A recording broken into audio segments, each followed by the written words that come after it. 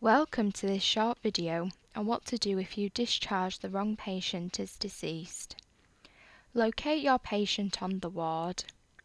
Using the click and drag technique, drag the patient to the inpatient discharge functional component. From the menu, select Discharge Patient. The Discharge Patient dialog box opens. Look at the top section of the dialog box to check you have selected the correct patient. The top section of the dialog box is pre-filled with admission details that are greyed out. The discharge date and time fields need to be completed accurately, using the date and time the patient was certified as deceased, and not the date and time that you are discharging the patient from the PAS system.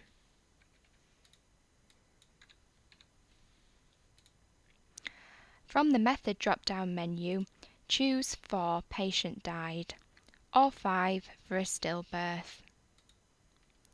The destination field automatically populates with 79 Patient Died Stillbirth.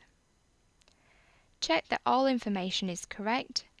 Date and time of discharge are certification date and time. Method and destination are codes 4 and 79.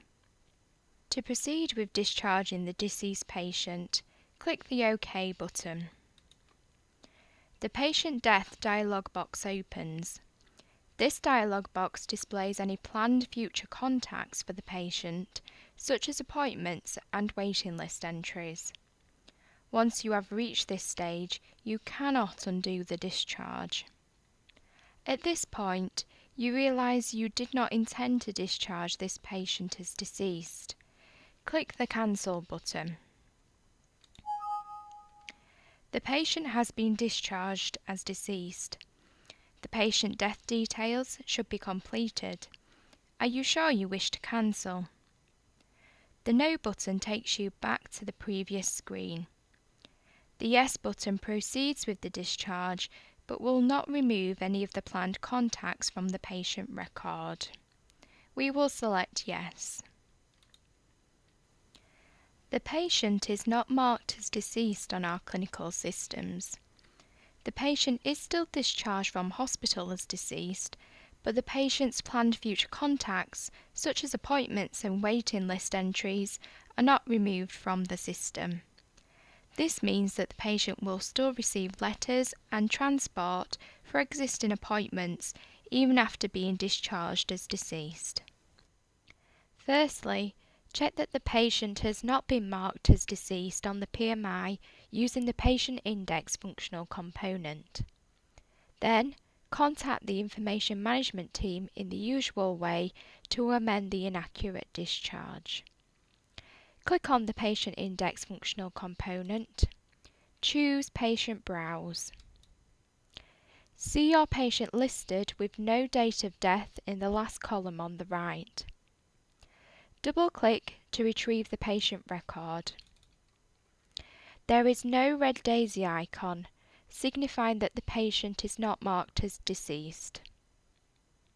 That was what to do if you discharged the wrong patient as deceased. For further information on admitting, transferring and discharging patients, see the Inpatient User Guide.